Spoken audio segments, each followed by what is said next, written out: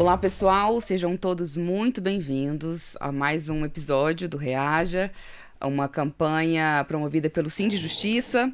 E, para fins de acessibilidade, eu vou me autodescrever. Eu sou uma mulher preta parda, estou usando um óculos preto, estou usando uma roupa estampada com tons vibrantes, de laranja, de roxo, tenho o cabelo cacheado, estou usando uma blusa branca, uma camisa branca e com padrões africanos e zigue-zague com blocos coloridos. É muito significativo estar aqui novamente. Estive em 2023, participei da mesa como debatedora, falei sobre racismo, e estar aqui 2 anos depois é muito importante porque a gente reafirma que esse debate ele não é episódico. Ele é insistência, ele é compromisso e é constância.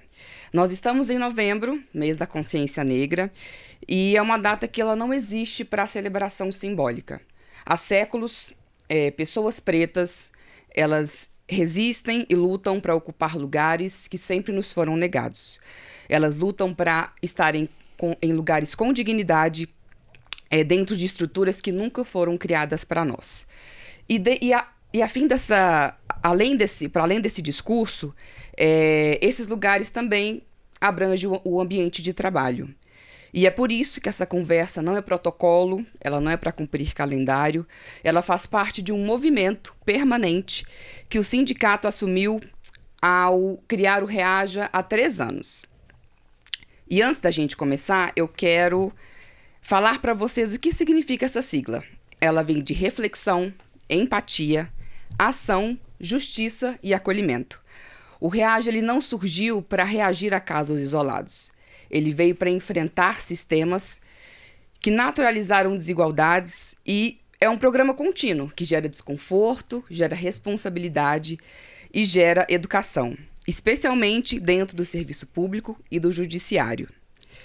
E é nesse contexto que a gente chega ao tema desse podcast de hoje, que é racismo no ambiente de trabalho e o papel das instituições públicas na transformação dessa realidade.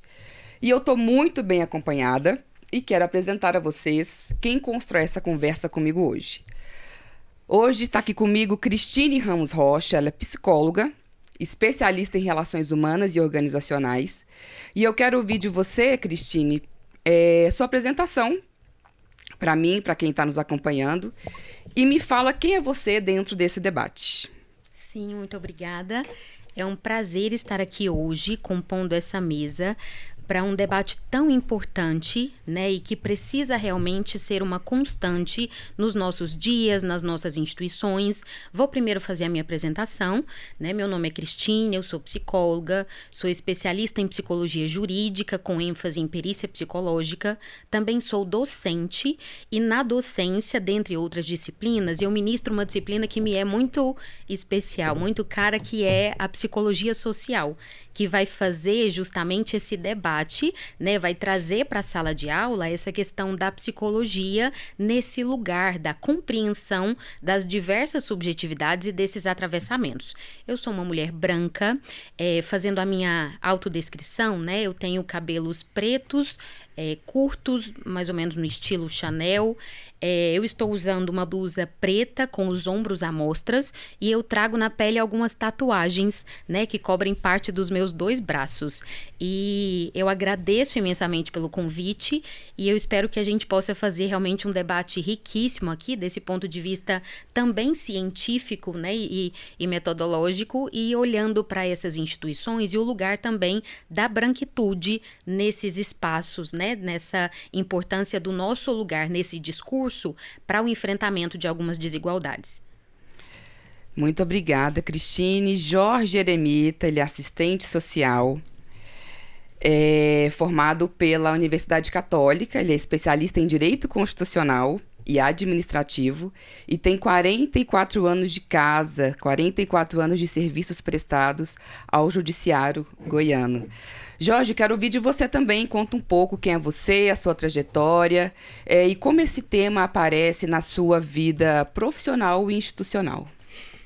Boa tarde. primeiro quero agradecer de estar aqui, me senti muito honrado com esse convite.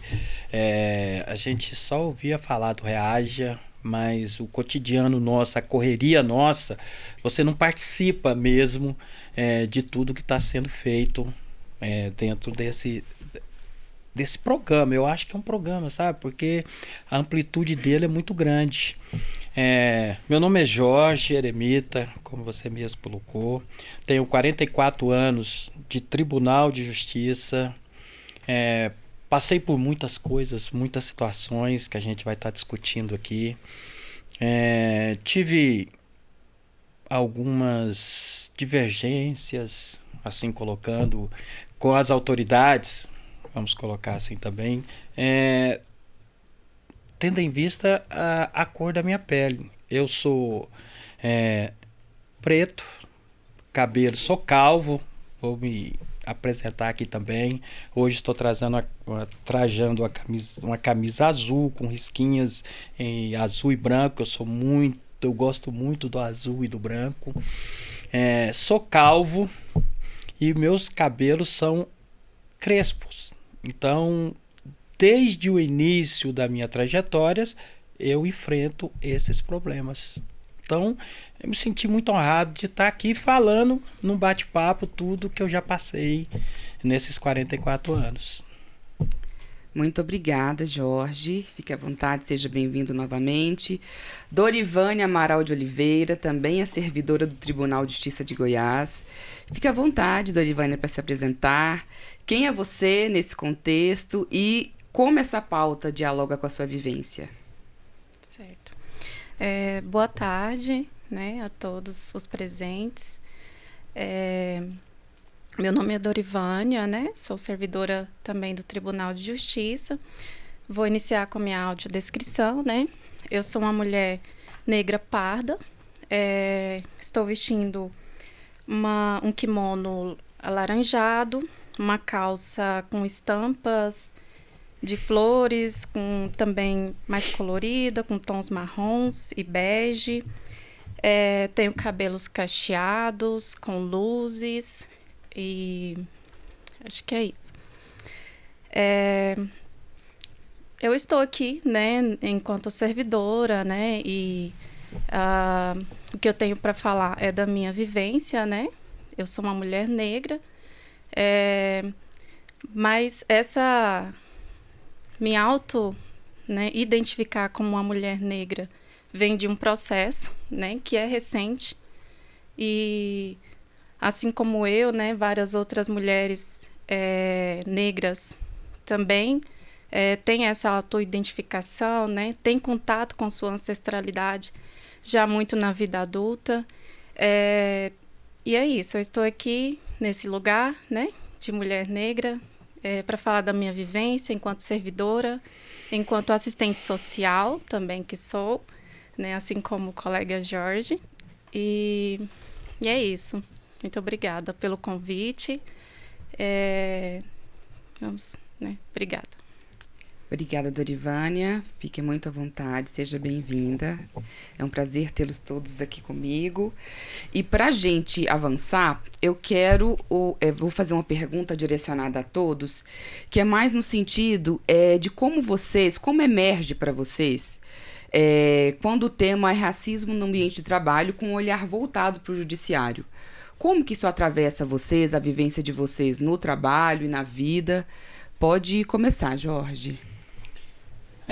Vamos lá. É uma pergunta que ainda mexe muito comigo quando eu lembro do início. Lá quando eu iniciei no Tribunal de Justiça e tudo que eu passei.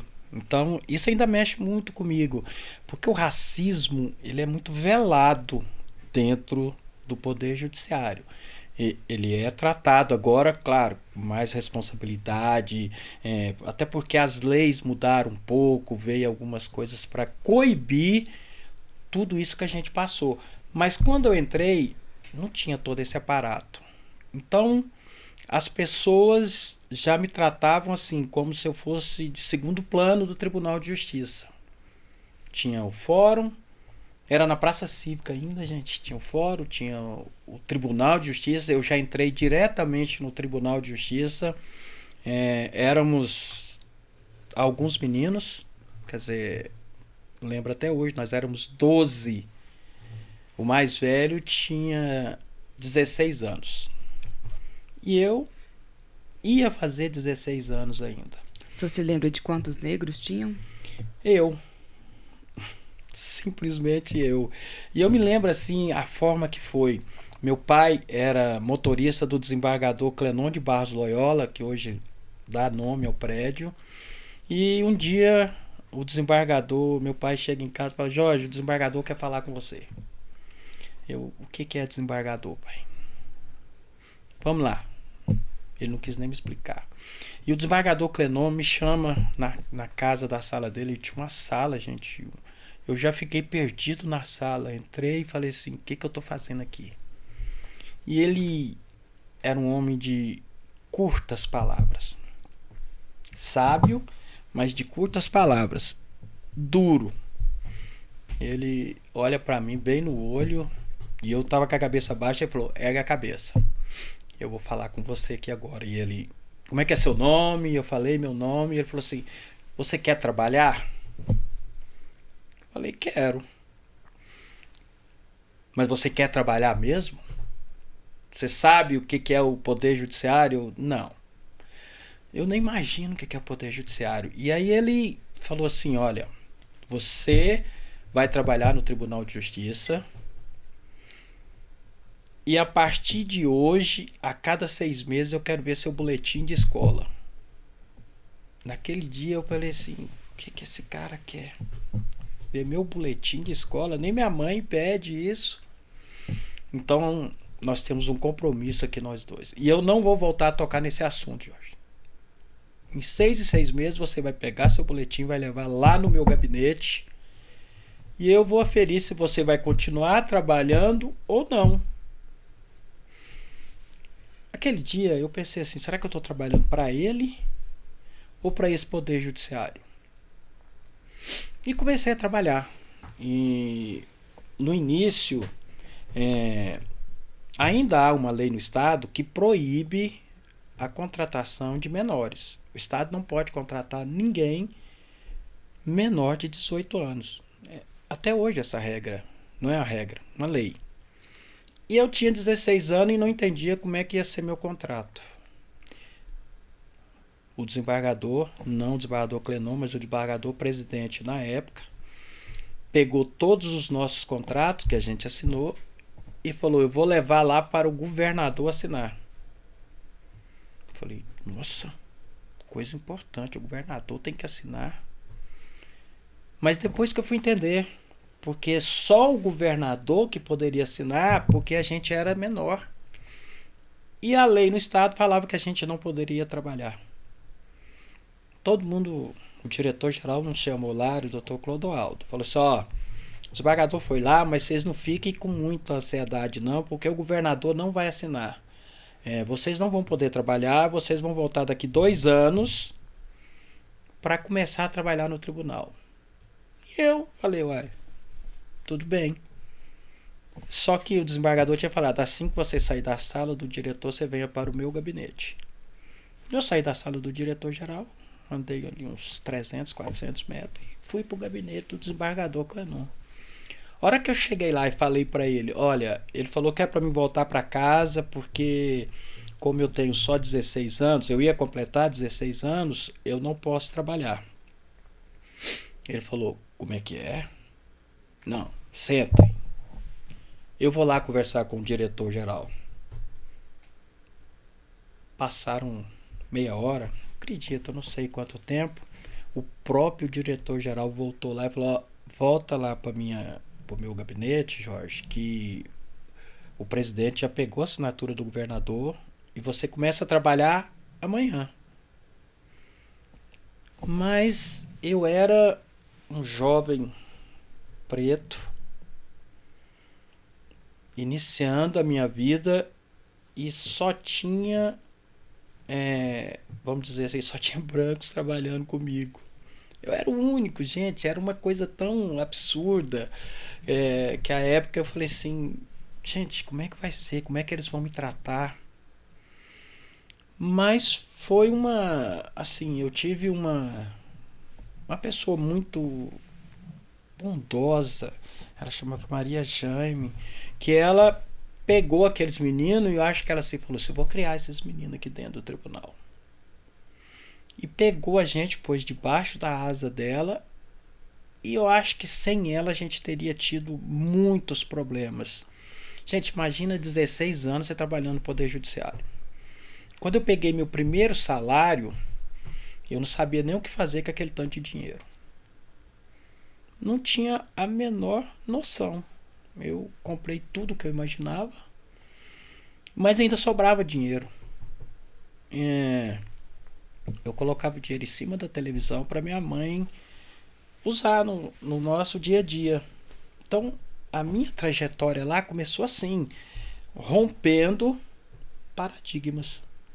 Primeiro negro, depois tinha que me apresentar ao desembargador, ninguém ia, só eu.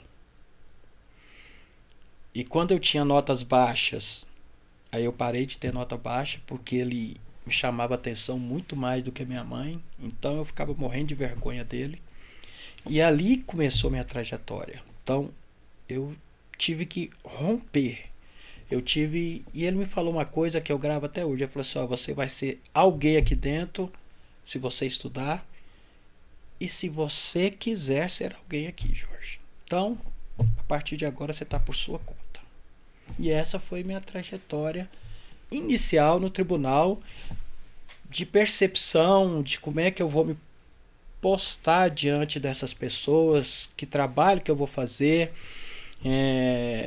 eles vão me deixar fazer um trabalho, como é que eles vão conversar comigo, e assim eu iniciei.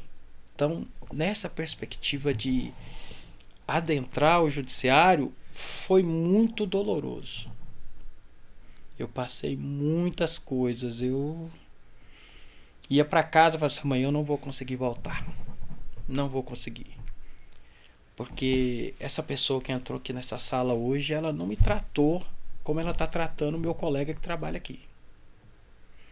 Ela nem me dirigiu a palavra. Ela fingiu que era uma parede lá dentro. Mas eu fui. Tive o apoio muito incisivo de minha mãe, hoje falecida, que falou assim, não, você vai trabalhar. Você vai voltar lá e vai encarar todo mundo no olho. E assim eu fiz. E hoje eu tô aqui. Aí eu fui subindo na sessão só com o meu estudo, gente. Então, o padrinho que eu tinha era o desembargador Clenon. Mas ele não interferia. Ele nunca pediu um cargo para mim. Ele falou, você só vai assumir esse cargo se você terminar o primeiro grau. Só vai passar para esse outro se você terminar o segundo grau. E você vai só subir se você fizer uma faculdade. E eu falei, vambora, só depende de mim. Foi isso. A Dorivânia comentou aqui na apresentação que às vezes a gente cresce sem saber que somos negros, né? Que somos pretos. Essa percepção ela vai vir com as nossas vivências e na maioria das vezes por uma perspectiva de exclusão, de entender que você é diferente e você nunca é inserido em nada. Nesse caso, o senhor me relata que sempre foi uma percepção muito clara do que acontecia, né? Sim. E aí, por vezes, durante a minha vida também, eu tive alguns comportamentos racistas, recebi alguns comportamentos racistas, mas a minha percepção não era imediata. E às vezes essa percepção ela vem um tempo depois e ela vem com muita culpa. Culpa e raiva, porque a gente sente culpa por não ter reagido na hora, por não ter entendido e por ser reduzida novamente por questões raciais. E aí, Dorivânia, eu quero saber de você também agora, como que o racismo no ambiente de trabalho, com o olhar voltado para o judiciário, como que isso emerge dentro de você? É difícil. E é exatamente assim mesmo, que infelizmente acontece. Muitas vezes a gente não tem aquela percepção imediata, né? Porque às vezes a discriminação ela é indireta, ela é velada, né? Acho que na minha trajetória de vida, ela ocorreu muito pelas barreiras sociais, né? Que, além de ser uma mulher negra, né? Eu venho de uma família de mulheres negras. Minha avó é uma mulher preta mesmo, né? Retinta. A minha mãe também. E aí, né, consequentemente, as barreiras que elas enfrentaram, isso vem passando de geração em geração, né? E dentro da minha família foi uma quebra de paradigma, né? A trajetória que eu tomei, né, até chegar ao judiciário. E dentro da minha família, eu sou a primeira a ter um ensino superior, né? Eu acho que isso converge muito com as histórias de vida de outras mulheres, de outras meninas, assim como eu, né? Que vem dessa origem também que atravessa, né, as questões de classe, de gênero e racial. Mas eu passei por uma universidade federal, né? Ainda cursando o serviço social. Hoje a gente tem esse debate dentro da profissão, né? Isso se apresenta de uma forma mais enfática, essa importância da gente olhar para as questões raciais, né? De a gente trazer esse debate para dentro da profissão. Mas ainda na minha formação, incrivelmente em serviço social, a gente não tem esse contato ainda com as questões, né, sobre as relações raciais. A gente tem muito sobre as relações sociais, né? E isso ainda passei pela formação ainda sem ter esse letramento, né? E por incrível que pareça, né, esse letramento, esse contato, essas leituras, essa oportunidade de me entender enquanto mulher negra, ocorreu dentro do Tribunal de Justiça, né? Através de ações como a coordenadoria, veio através de convite de colegas negros, né? Do Cláudio, né, que é meu colega de trabalho, que tem essa postura de chamar todos que estão ao redor, né, sobretudo as mulheres negras, para participar, para compor esse espaço. E eu fui compor ainda o comitê, né, de igualdade racial, que se tornou coordenadoria da igualdade racial no ano passado, uma grande conquista. E através dos grupos de leitura, né, dos grupos de estudo, eu fui acessar literatura de autores e autoras negras. Isso, gente, isso foi a partir de final de 2022, então é muito recente, né? E de lá para cá eu comecei a ler também, né, como que isso se dá, esse debate dentro da minha profissão, como que eu posso contribuir enquanto assistente social nessa perspectiva, como que eu posso atuar. E isso é muito importante, né? A gente fala das ações, né, que me beneficiaram, né, das políticas públicas que me beneficiaram também para me manter na universidade, o quanto isso é importante, né? Ações afirmativas dentro das universidades públicas, depois ações institucionais para poder acolher e dar voz a essas pessoas, né, que, para mim, está dentro dessa estrutura, né, enquanto mulher negra, que já venho de um histórico e de uma autoestima, né, que a gente praticamente não tem. Lidar com esse cotidiano e cercado de pessoas de não semelhantes, né, de pessoas brancas, de homem, uma estrutura a gente vem para dentro dessa instituição muito com esse medo mesmo, né, com essa... E a partir desses contatos, dessa aproximação, me senti muito acolhida, né? É uma coordenadoria que tem outros servidores e a gente debate mesmo. E pensa em ações de como acolher outros colegas, de como, né, levar isso adiante.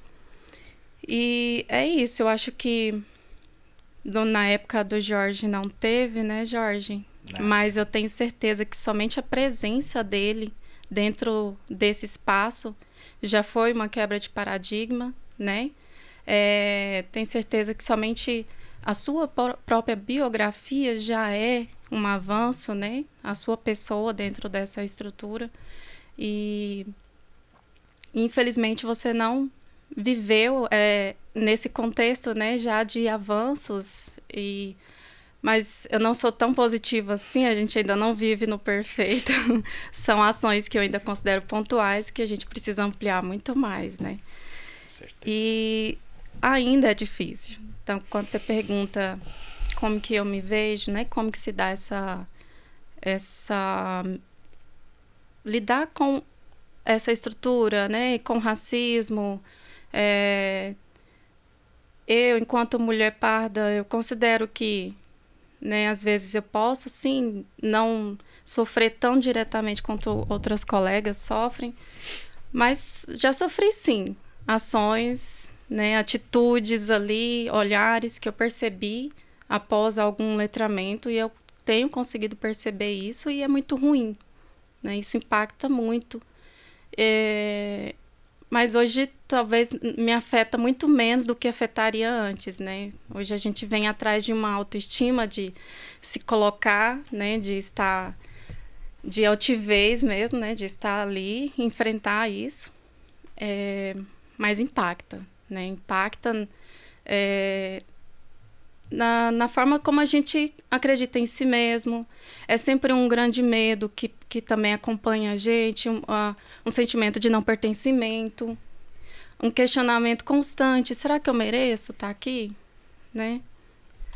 Qualquer momento alguém vai me tirar daqui.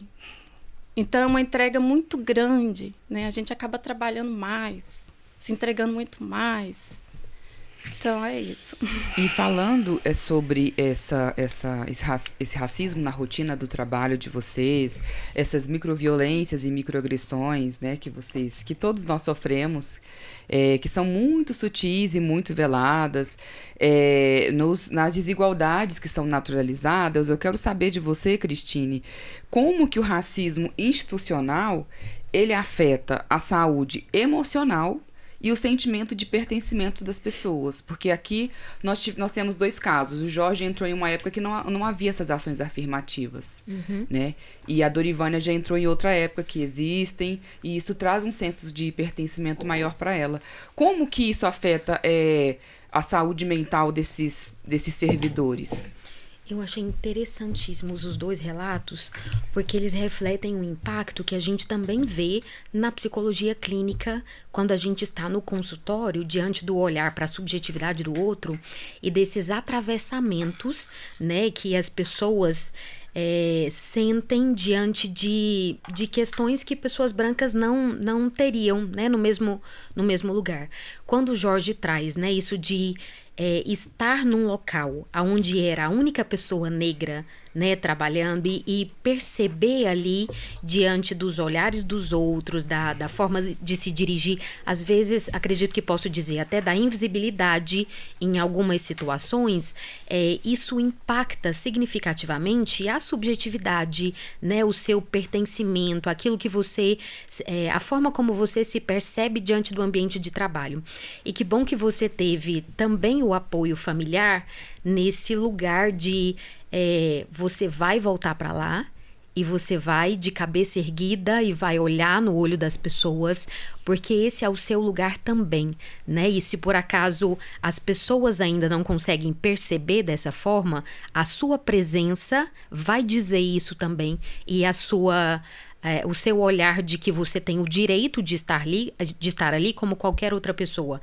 E já na outra fala, já com as ações, né, afirmativas acontecendo, a gente vê que, apesar de haver uma melhora, né, assim, pelo menos um olhar para essa questão que coloca as pessoas na responsabilidade também pelo sofrimento que a gente produz nas outras pessoas, isso ainda acontece, e o Jorge também trouxe na fala dele, de forma velada às vezes, né, e A subjetividade, ela é atravessada por uma série de questões. A nossa subjetividade, ela é construída também a partir das experiências que a gente vivencia na vida, né? As relações que a gente estabelece com as pessoas e com as instituições.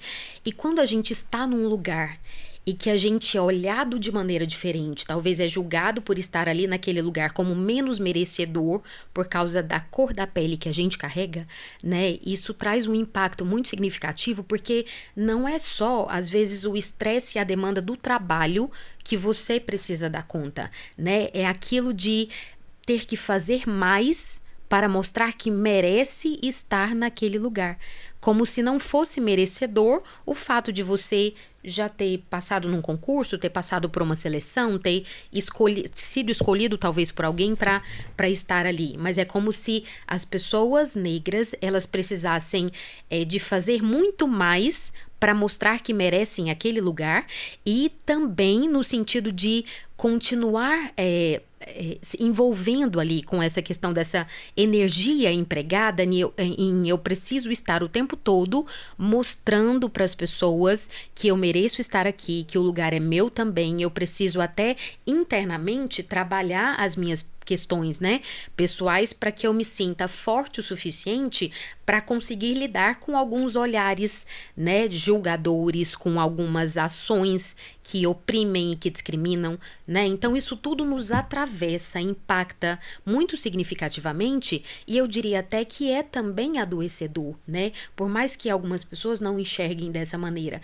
E quando isso vem para dentro do consultório, a gente percebe o quanto isso é doloroso e o quanto isso produz sofrimento psíquico de forma diferente, né? De uma forma que não atravessa a branquitude, por exemplo, que precisa preocupar somente com as demandas de trabalho, que não precisa estar ali investigando o seu lugar ou o seu merecimento naquele contexto, né?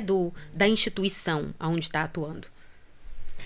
E Jorge, ainda falando sobre a sua vivência assim que você entrou no judiciário, sobre ser o único preto do time, qual a principal barreira que você identifica, consciente ou não, para que o racismo institucional seja reconhecido? Olha, voltando à minha época, o racismo não era velado, ele era declarado. As pessoas não aceitavam de maneira nenhuma, até porque o judiciário era um ambiente extremamente machista. Eu não lembro, quando eu entrei, não havia juíza, eram só juízes brancos.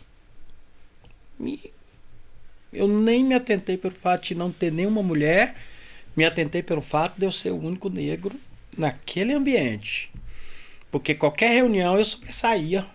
A hora que eu entrava na sala, todo mundo virava a cabeça para ver onde eu estava entrando, onde eu ia sentar, de que forma eu ia sentar. Então, tudo era questionado.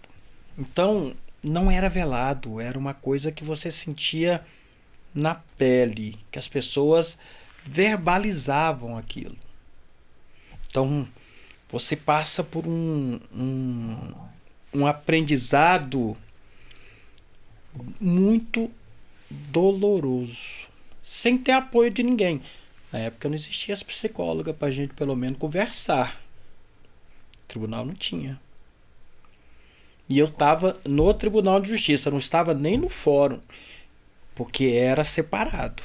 O fórum era primeiro grau e o Tribunal de Justiça era o Olimpo. Deuses só que ficavam por ali. O que eu estava fazendo naquele ambiente? Era que as pessoas falavam: não, mas você trabalha aqui? Não, você não pode trabalhar aqui. Isso eu escutei assim, gente, muitas. Chegou ao ponto que eu nem ligava mais para isso. Porque eu falei assim, tá me agredindo, mas eu vou passar por cima.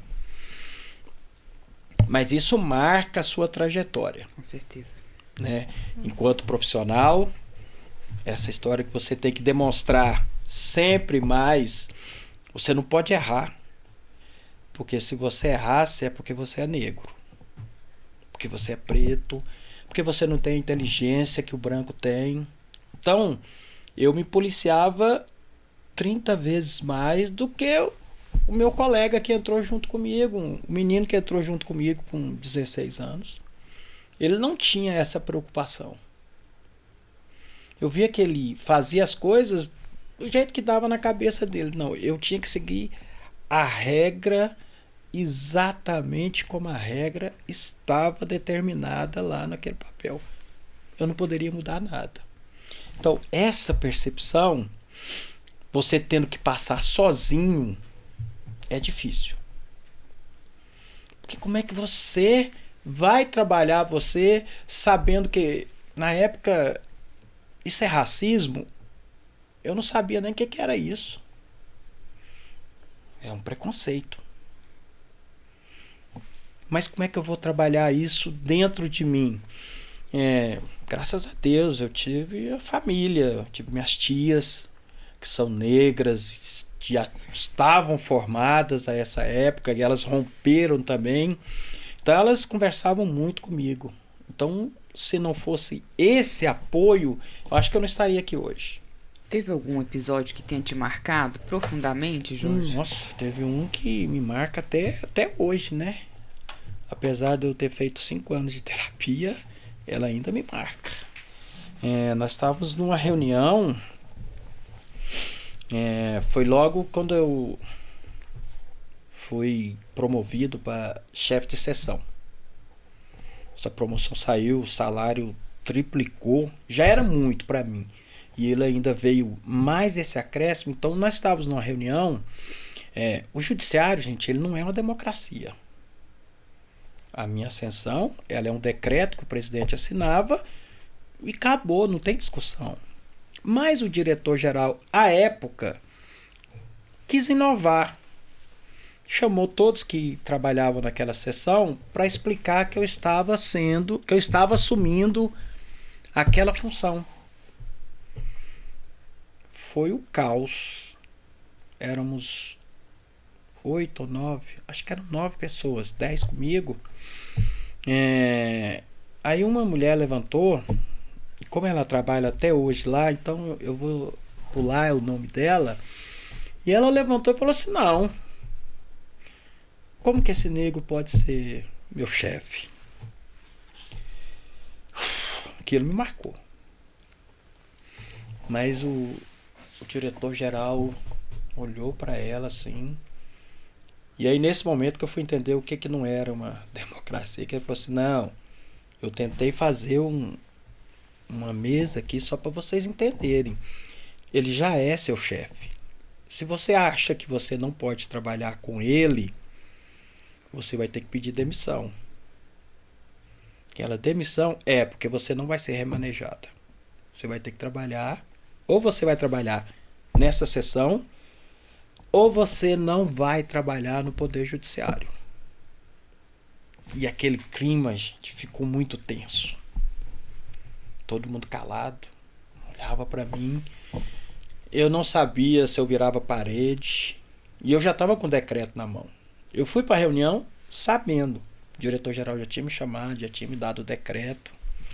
Achei lindo aquele decreto. Meu nome lá, nunca tinha visto. Mas isso marcou minha trajetória muito profundamente. Como é que esse negro vai ser meu chefe? O senhor tem filhos? Tenho. E existe essa educação com letramento racial em casa? Existiu? Nós conversamos isso quase que todos os dias. Até porque eu tenho certeza que eu tenho que preparar eles, porque ali fora o racismo ainda existe e ele é muito acentuado. Na escola, então, porque a criança ela verbaliza, né? Porque a criança, apesar da sua inocência, mas ela vem de casa com esse racismo. E dentro da escola, isso não é velado, é consolidado. Então, eles estão numa escola que todo dia eu tenho que conversar isso com eles. Todo dia eu tenho que explicar. Mas por que meu colega... Todo dia. E assim, eles vêm tendo uma estrutura muito melhor do que a minha. Muito. Eles já encaram de uma forma assim, de outro ponto de vista, o racismo.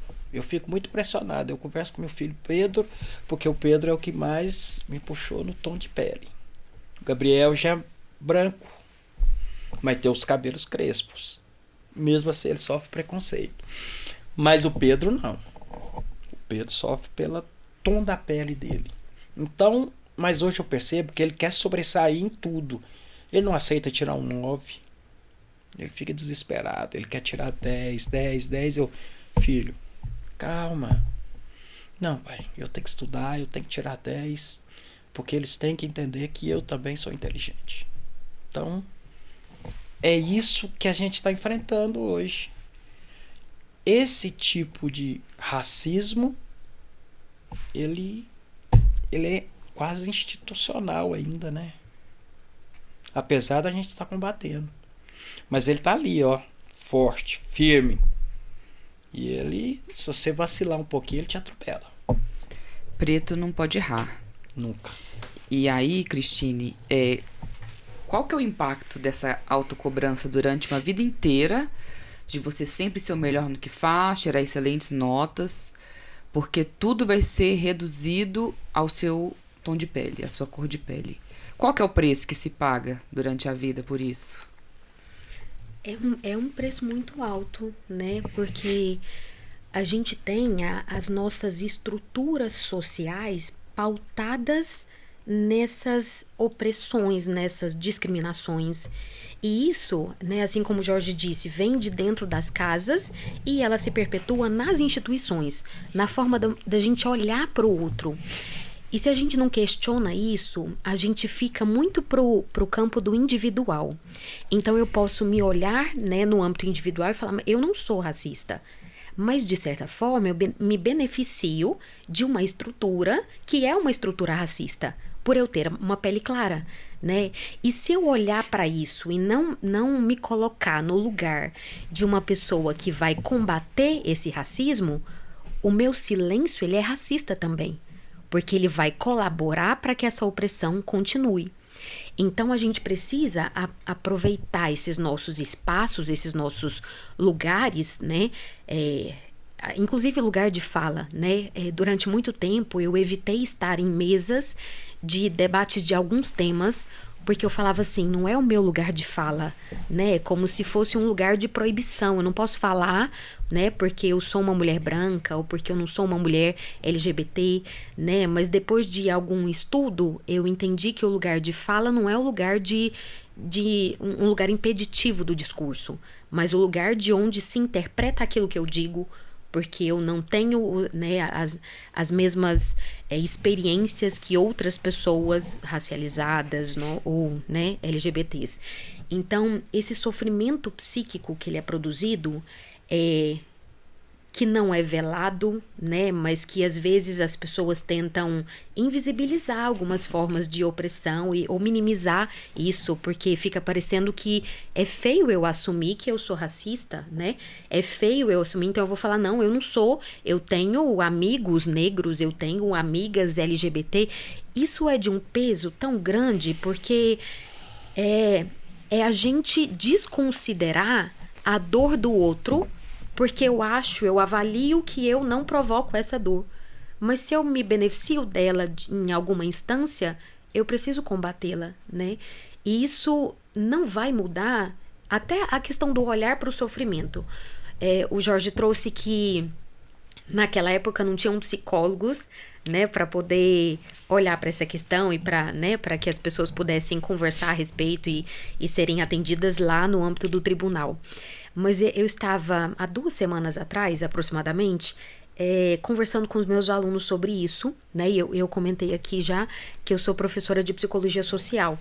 E lá na psicologia social, eu ensino para os alunos que toda psicologia é uma psicologia social. e que não dá pra gente falar, atender as pessoas de forma apartada da realidade que elas trazem ali para dentro do consultório. E essa realidade, ela é atravessada por uma série de marcadores sociais. E se a gente não olha para essa questão, a gente dentro do consultório também reproduz discursos que favorecem a opressão e a discriminação. Lá para os meus alunos, eu trouxe uma passagem que eu vi até num vídeo da Rita Von Hunt. E lá ela vai dar o exemplo sobre uma mulher negra que estava passando por um atendimento psicológico, psicanalítico, salvo engano. E lá nesse atendimento, ela falava várias vezes para a pessoa que estava atendendo que, né, estão me olhando de maneira diferente, né, eu estou sendo perseguida quando eu entro na loja, quando eu entro no shopping, as pessoas ficam me olhando, né? E como ela trazia de forma muito frequente esses relatos, o psicólogo, o profissional, né, acabou encaminhando ela para o psiquiatra, entendendo que ela estava persecutória. E na fala, a Rita Von Hunt fala que a devolutiva dela foi: eu não tô persecutória, eu tô preta. E pelo fato de eu ser preta, as pessoas olham diferente, mas se o profissional não tiver a capacidade de ter esse olhar, essa opressão é reproduzida dentro do consultório. E os alunos não podem sair da faculdade sem olhar para esses marcadores.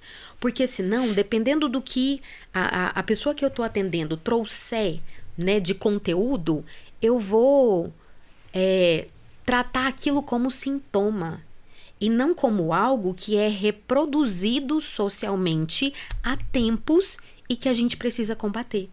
Então, olhar para o sofrimento psíquico de uma forma que a gente entenda que ele é construído socialmente, que ele é marcado por esses atravessadores, também é se responsabilizar ética, técnica e cientificamente por uma psicologia que pode ser muito melhor se não desconsiderar essas questões, né? Então, é inegável o sofrimento pelos quais as pessoas passam diante de diversas situações que estão postas aí socialmente, mas que se a gente não olhar também para a nossa responsabilidade enquanto pessoa branca que pode fazer algo a gente vai continuar silenciando e o meu silêncio vai continuar sendo racista, né? Até eu levantar a minha voz para realmente ser antirracista e para, no caso da docência, formar profissionais que não desconsiderem essas questões.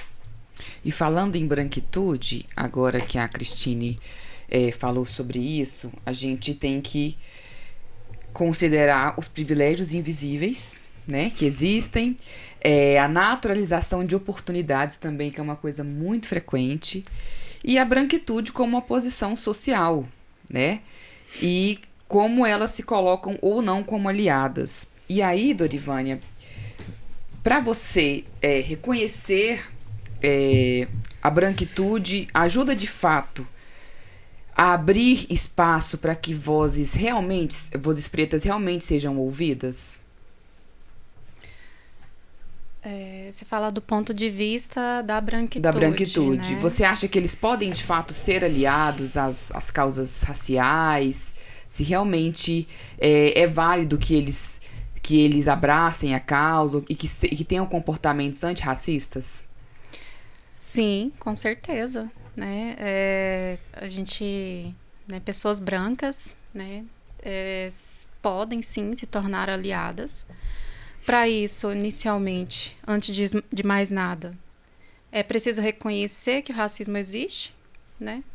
Qualquer pessoa branca que se disponha a se tornar aliada, a se tornar antirracista na sua vida profissional, pessoal, né? Isso tem que perpassar toda a vida da pessoa, em todas as esferas, né? Não adianta ela se declarar antirracista só no trabalho, no ambiente institucional, participar de ações.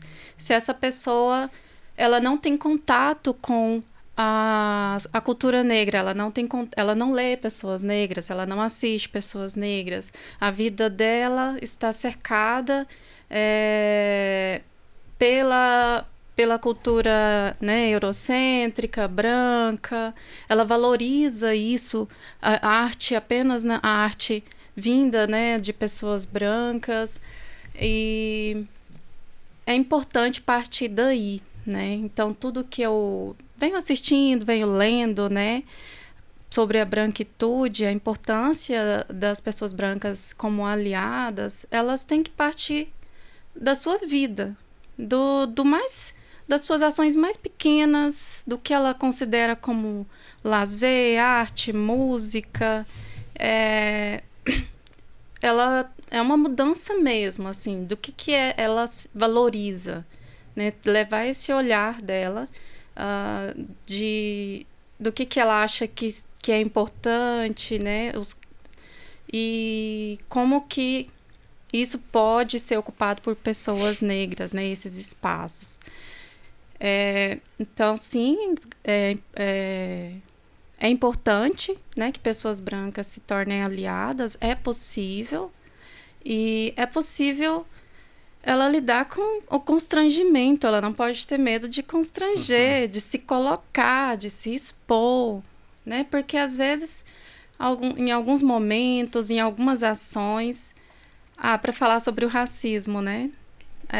Muitas vezes são convocadas pessoas negras, muito nesse discurso do lugar de fala. Mas eu achei muito importante o que você falou, né? Todo mundo tem um lugar de fala, né? E as pessoas brancas vão falar do seu lugar da branquitude. Então, começa aí, reconhecer esse privilégio de toda essa estrutura que essas pessoas se beneficiam, né? Então, partindo desse reconhecimento, né? Lidando com ele, com esse desconforto, se colocando, se posicionando em espaços que tem apenas pessoas brancas, que ela não está sendo vista ali, né, nos bastidores, entre os amigos dela. Muitas vezes essa pessoa tem muito mais pessoas brancas ao seu redor, o círculo social dela é muito mais formado por pessoas brancas. Surgiu uma piada racista, limite na hora, essa né? pessoa precisa se posicionar, porque senão ela não é aliada, né?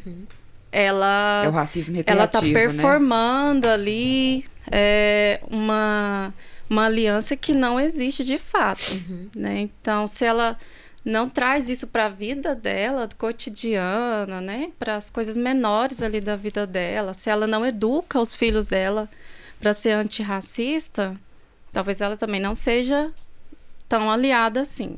Então, é complexo, é difícil, inclusive para as pessoas brancas, não é fácil, é um exercício diário para a gente, né, enquanto pessoas negras.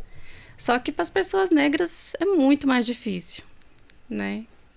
Ter que lidar, porque sofre na pele, né? É um desconforto muito maior. Você entende que hoje as relações cotidianas de trabalho têm tido avanços reais no quesito de acolhimento, de diálogo? Ou você ainda percebe nitidamente comportamentos racistas no ambiente de trabalho, mesmo com essas ações afirmativas que você mencionou no começo? Mas se tem um avanço, ou você realmente ainda vê que muita coisa precisa melhorar?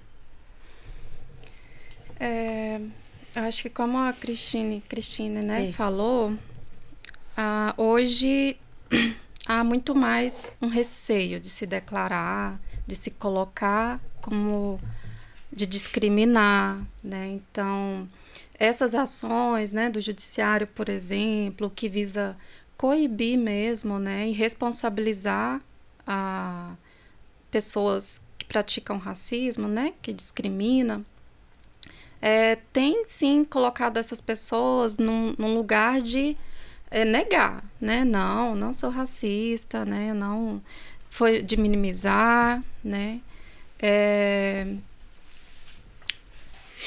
se isso tem mudado, né. Eu acredito que as ações, elas precisam ser constantes em todas as instituições, ela não pode acontecer só em novembro, né? O racismo, ele acontece todos os dias, e e leva tempo. Eu acho que ainda a gente não alcançou esse momento das pessoas aceitarem isso tranquilamente. Quando a gente leva essas pautas, né? Quando a gente leva esse debate para dentro do trabalho, por exemplo, ou em outros espaços, na academia, isso ainda gera muito desconforto. Eu percebo isso. Então, mas gera também reflexões, né? Eu participei essa semana de uma oficina, né? Eu conduzi essa oficina com meu colega Cláudio, né? A gente facilitou levando o debate, né? Para as equipes interprofissionais que eu faço parte, né? A gente lá tem também psicólogos, pedagogas, né? E a gente levou, vamos dizer assim, uma formação, né? Esse debate, os conceitos básicos, uma ação da coordenadoria, né? Para a gente levar essa reflexão para nós, assistentes sociais, psicólogas, pedagogas, pensar como ter esse olhar antirracista na nossa atuação profissional, já que a gente reconhece que há uma ausência, né? Desse debate, dessa formação na nossa formação mesmo. E particularmente no serviço social isso tem mudado, né? O debate tem acontecido dentro da profissão muito pela luta de mulheres, assistentes sociais, mulheres negras, né? Assistentes sociais, homens negros também, que tem trazido esse debate, tem cobrado mesmo, né? Fortemente para que isso aconteça, para que a gente, enquanto assistente social, tenhamos uma atuação antirracista. Porque senão a gente tem uma valorização pelo nosso próprio código de ética, né? De respeito aos direitos humanos, mas ainda é aquele direitos humanos muito homogêneo, não é aquele direitos humanos, ainda a gente tem muita dificuldade de lidar com a diversidade, né? Não, então ainda é uma atuação homogênea. A gente precisa, né? E a gente tem discutido muito isso dentro da profissão. Então, dentro da minha própria profissão, esse debate existe, tem acontecido, né? A gente tem levado isso para dentro das equipes interprofissionais dentro do tribunal. Foi uma ótima recepção que a gente teve na oficina. Então, eu posso falar, né, dessa experiência, foi positiva. Mas ainda houve alguns desconfortos, a gente percebeu assim, né, daquela confusão mesmo, quando há ali, né, uma heteroidentificação assim rápida, aqui tem maioria pessoas brancas e algumas, mas não, eu não sou branca, eu sou parda, né, de reivindicar esse lugar também. E depois houve muito essa reflexão, né, de se reconhecer mesmo. Eu acho que tem que começar daí, né? De se conhecer nesse lugar. Eu sou ou não sou uma mulher negra? Eu sou parda? O que me atravessa, né? O que me afeta de fato, né? Quais as barreiras eu enfrentei de fato? Então, essa questão da raça perpassou mesmo na minha vida, né? Então, por que eu estou reivindicando esse lugar agora, né? Enquanto esse debate está em alta, enquanto é positivo ser negro, né? Então, tem muito o que ser feito ainda, né? A gente ainda... Mas é muito interessante como que esse debate chega e como que ele chega nas pessoas, como que isso mexe com as pessoas. E eu acho que quando há esse desconforto, essa preocupação, isso leva as pessoas a buscarem o conhecimento. Então, por mais que chegue inicialmente de forma desconfortável, eu acho que depois, assim como chegou para mim, eu senti desconfortos por ter ações racistas mesmo. Eu sou racista também, né? Eu faço parte dessa sociedade. Hora ou outra eu vou ter uma atitude racista. Quando isso me chegou até mim, eu me senti esse desconforto, né? Alguém me colocou nesse lugar de desconforto quando eu pratiquei isso. Eu me assustei, me senti muito mal. É aquele sentimento, né, de, nossa, eu tenho que ler mais sobre isso, eu tenho que entender, eu tenho que me entender. É isso. Essa autopercepção que ela vai, no meu caso, foi a longuíssimo prazo, ela veio mais quando eu, de fato, raspei a cabeça e deixei meu cabelo crescer naturalmente, que eu me vi uma mulher parda. Eu não tive letramento racial em casa e me via como uma mulher branca, mais pelo cabelo alisado, que tá tudo certo usar cabelo alisado também, mas chegou uma época da vida que eu não estava mais me identificando daquela forma e eu não queria fazer transição capilar porque era um processo muito difícil. Eu fui lá e passei a máquina. E aí, quando meu cabelo foi crescendo, foi quando eu fui me descobrindo. Eu tava, acho que terminando a faculdade, não me recordo. Mas aí meu cabelo foi crescendo e eu fui entendendo quem eu era, que é um processo doloroso até, de você entender como você é vista. E depois que meu cabelo foi crescendo, é até ruim, assim, porque eu não tive comportamentos, não recebia comentários racistas antes com meu cabelo alisado. E depois que meu cabelo cresceu e ficou cacheado, naturalmente, eu ouvi alguns comentários referente à minha aparência. Que se eu tivesse filhos, meus filhos teriam os cabelos muito ruins. Eu sou casada com um homem preto também, ele tem o cabelo crespo. Que meus filhos teriam cabelos muito ruins. E aí, nesse dia, eu lembro que eu vi esse comentário, recebi esse comentário com estranheza, mas eu fiquei mais confusa do que chateada na hora, assim. E aí, dias depois, eu entendi que tinha sido um comentário racista e eu chorei muito, porque eu me senti muito culpada de não ter defendido meu marido. Por que eu deixei alguém falar do cabelo do meu marido? Por que eu não me defendi? E já era uma confusão tão grande. Fora os outros comportamentos de você entrar numa loja, perguntar se você trabalha num lugar. É muito frequente isso para pessoas pretas. E isso contado para uma pessoa branca, ela não vai entender essencialmente nunca do que nós estamos falando. Mas você ser confundido com alguém que está sempre a serviço é uma coisa muito cansativa de se viver. Sempre a serviço, sempre para servir. E principalmente em loja de departamento, eu normalmente, acho que 80% das vezes alguém me aborda perguntando se eu trabalho num lugar.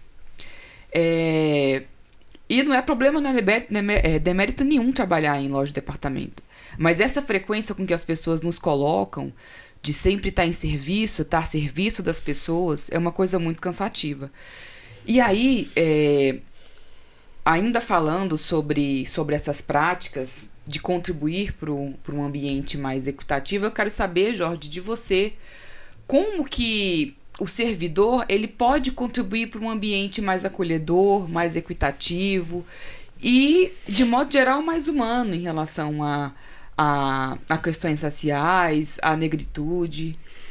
Olha, muito interessante esse ponto, porque quando montou a divisão de desenvolvimento humano, que eles agruparam e reuniram todos os psicólogos, assistentes sociais, pedagogos na mesma sala, todos aqueles que tinham essa formação foram para a mesma sala. Então, ficamos 28 pessoas dentro de uma sala, conversando a princípio como é que a gente poderia transformar o ambiente dentro do Tribunal de Justiça. E foi muito bacana a nossa discussão. Nós levamos aí uns 5 meses, gente. Primeiro para a gente se entender. 5 meses de briga. E assim, vocês estão achando, era briga mesmo. Homéricas, gente, umas coisas desagradáveis. Enquanto a gente não passou dessa fase que a equipe pôde se formar uma equipe, a gente não conseguiu dar andamento a qualquer coisa que fosse destinado a combater essa desigualdade que havia dentro do Poder Judiciário, porque ela era muito enraizada. Então, após esse período que a gente conseguiu conversar, paramos de brigar e percebemos, não, agora a gente consegue levar isso para todo o Poder Judiciário. Era uma coisa tão surreal. Hoje é tão fácil, a gente fala, eu vou lá em Cavalcante, eu vou em tal lugar. O dia que a minha equipe chegou em posse, gente, foi muito extraordinário. Inclusive a Tânia, que é a psicóloga que sempre me acompanhava, ela fez a gravação. Os funcionários que estavam lá choraram. Porque eles falaram, o que o tribunal está fazendo aqui?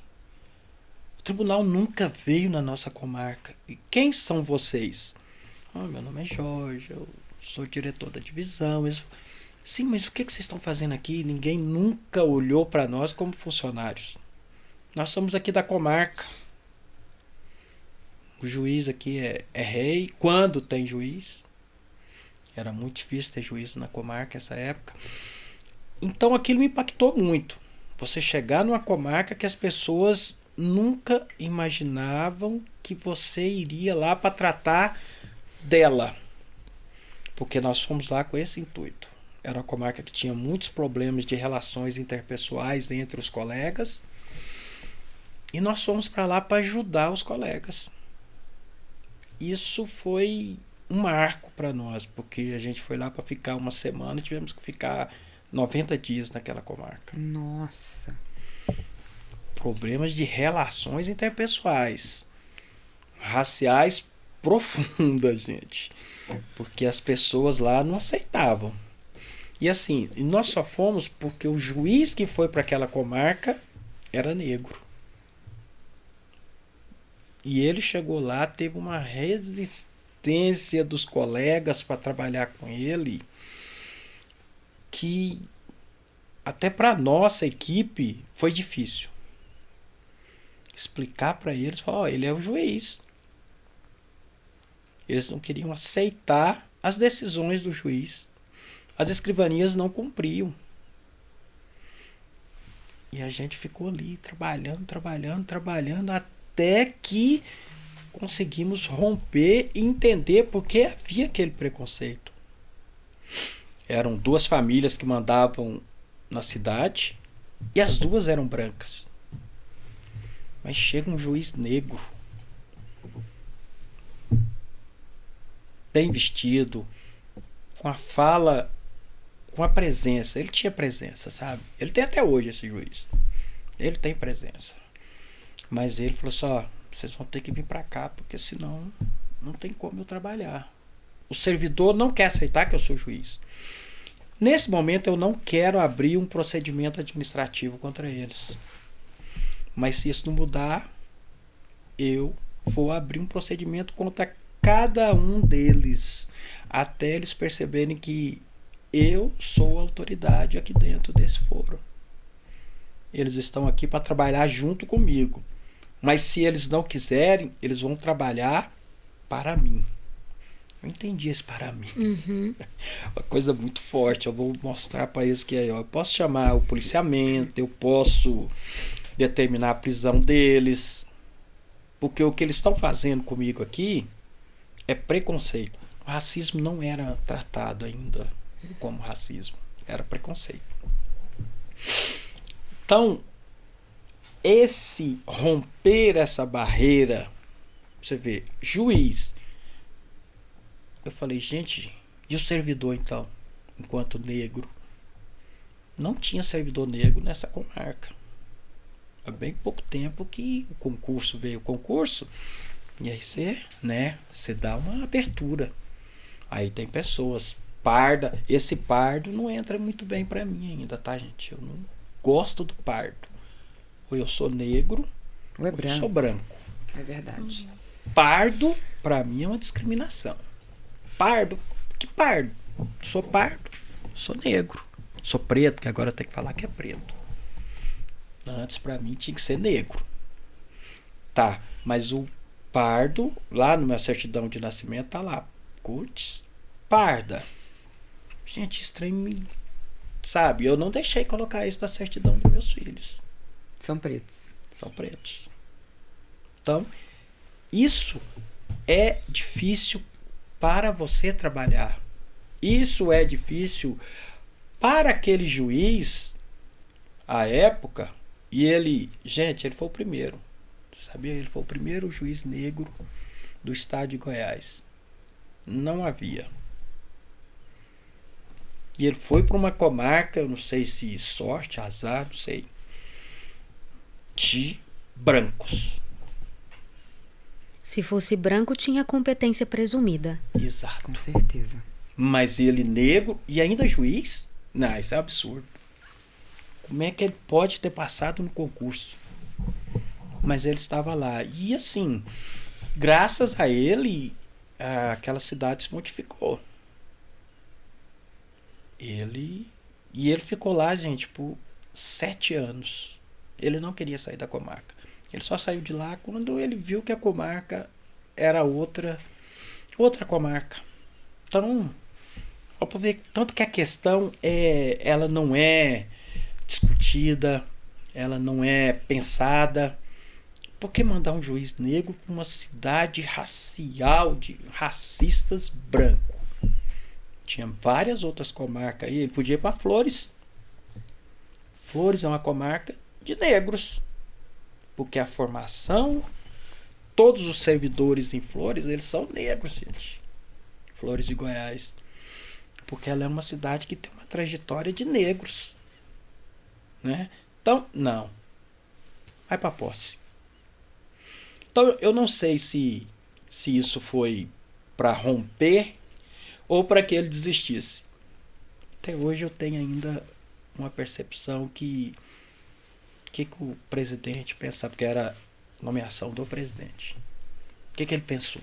Ele sabia, até porque ele passou em posse, o presidente, quando estava na presidência, ele passou em posse. Ele sabia exatamente o que esse negro ia enfrentar lá. Então, isso também trouxe para a nossa divisão, enriqueceu a gente, trouxe várias perspectivas que a gente ainda não estava habituado.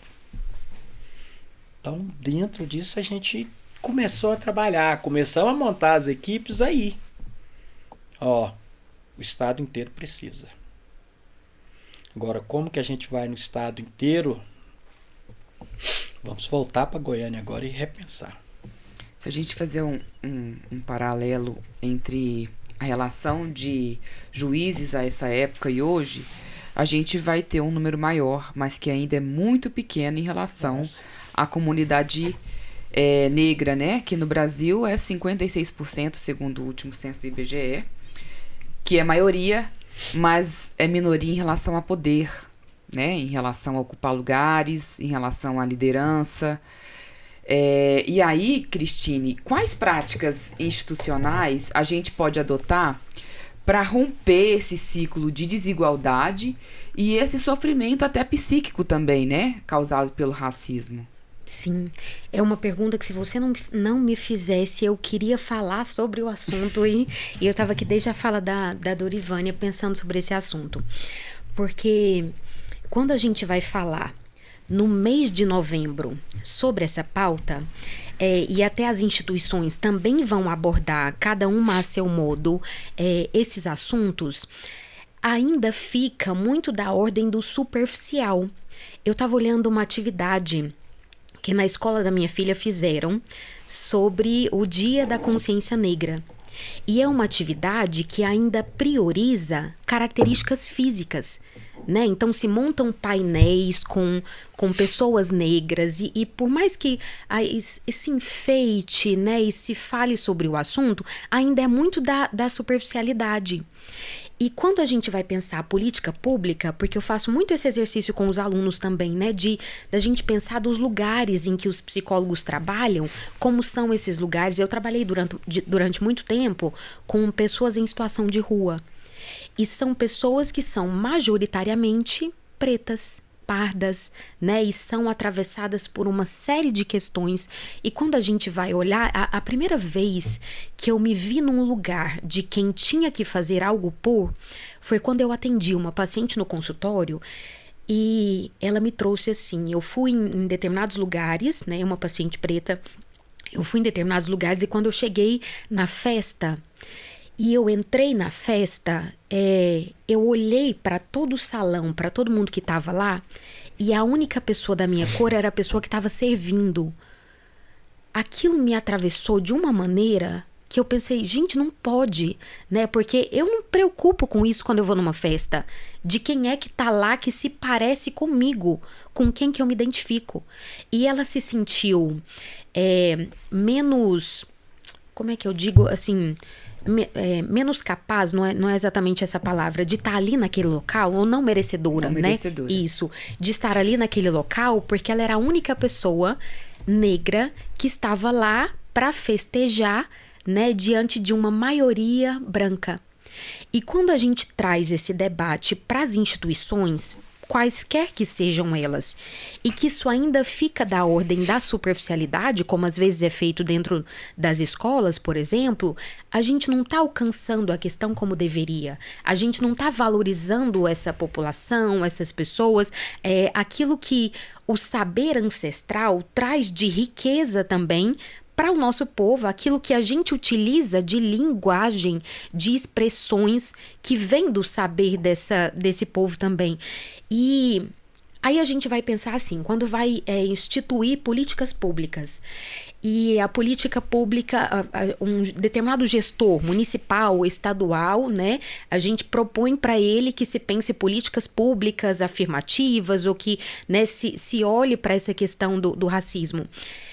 Ainda fica muito ali da ordem vamos instituir, vamos colocar uma Secretaria da Igualdade Racial.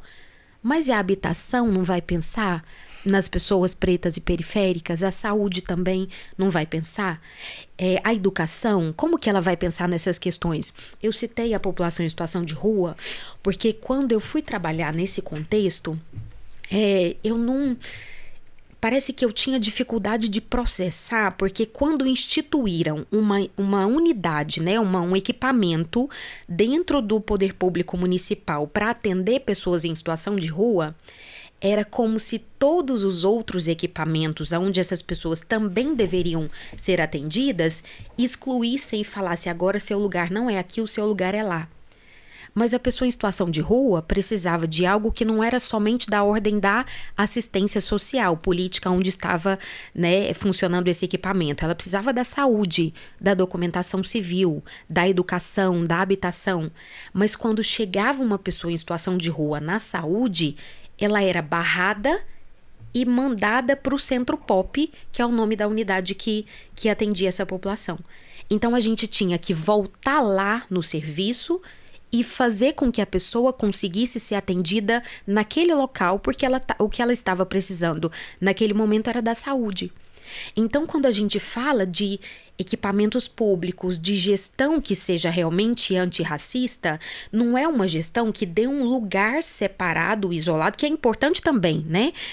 Mas que dê um lugar, uma secretaria, para a gente pensar a questão da igualdade racial. Mas que isso seja pauta em todas as demais políticas públicas, porque senão a gente não consegue sair disso de que é um lugar que eu ofereço, o seu lugar está aqui e este lugar vai ser posto para trabalhar essas questões. Essas questões têm que ser olhadas e trabalhadas em todos os demais conceitos. E é por isso que eu também me preocupo muito com esse meu lugar na docência, de estar mostrando para os alunos essas questões que nos atravessam, né? Tanto no ensino da psicologia social, quanto no ensino de outras disciplinas, como terapia de família, por exemplo, intervenções clínicas. De que maneira, quando eu vou fazer uma intervenção, eu sou capaz de olhar para os atravessamentos, né, de raça, de classe, de gênero, né? De que maneira que eu entendo aquilo que produz sofrimento psíquico na nossa sociedade, de que maneira que eu, do meu lugar, vou interpretar essas questões.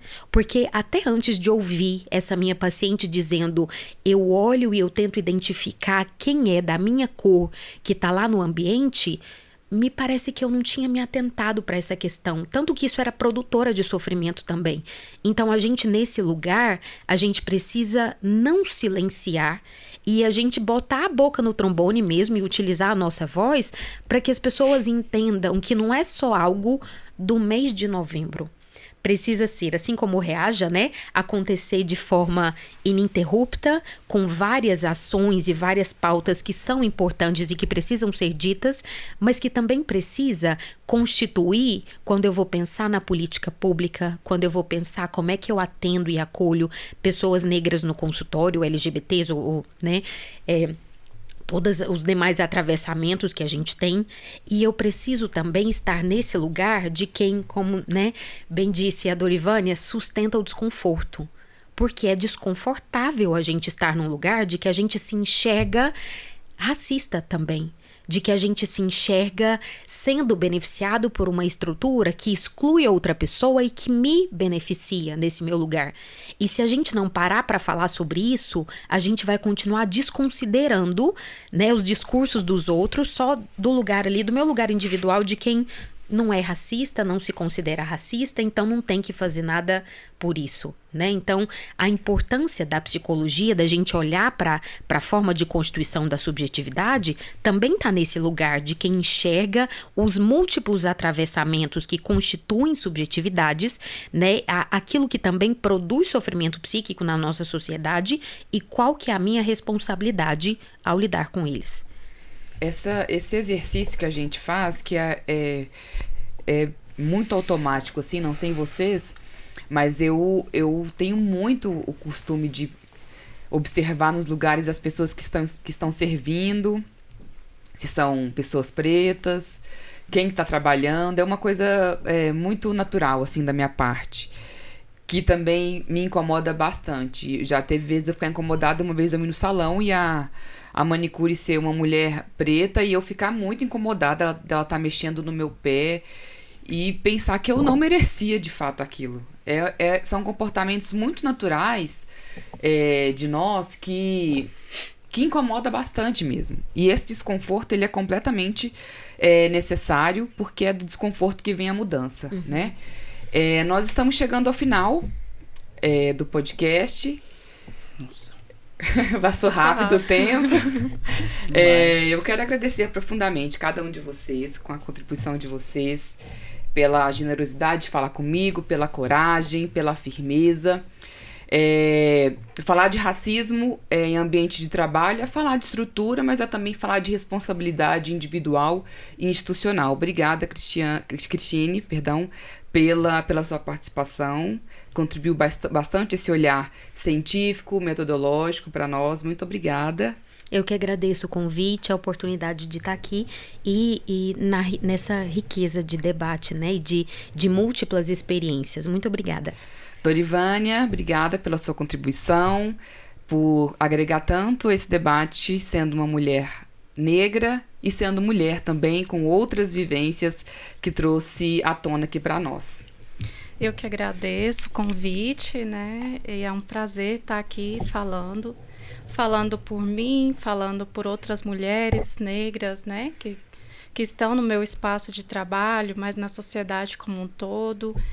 E é isso, né? Passando e lembrando da potência, né? De nós, pessoas negras, do tanto que a gente pode contribuir com a sociedade, né? Isso deve ser valorizado, a gente deve estar e compor e se sentir pertencente, que é o mais importante. Não basta apenas a representatividade em todos os espaços, né? Então, é isso, eu agradeço o convite. Muito obrigada.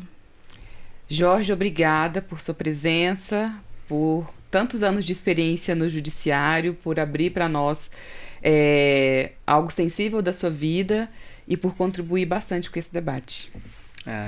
Eu que agradeço. Foi uma honra para mim conhecer colegas novas, assim, que eu não tenho convívio, a gente está conversando, de ouvir uma palestra que você deu para nós aqui. Eu agradeço muito. Para mim foi muito bacana. Foi, sabe, aliviou.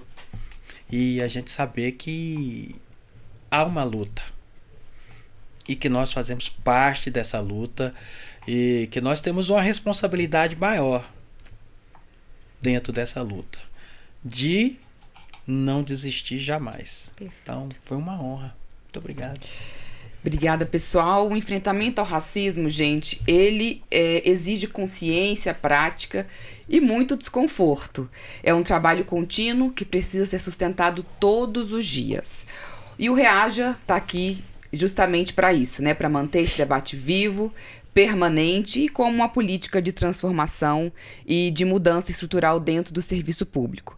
Agradeço aos convidados e agradeço ao Sim de Justiça pelo convite e que essa conversa ela continue nos corredores, nas práticas, nas equipes e nas decisões. Até mais.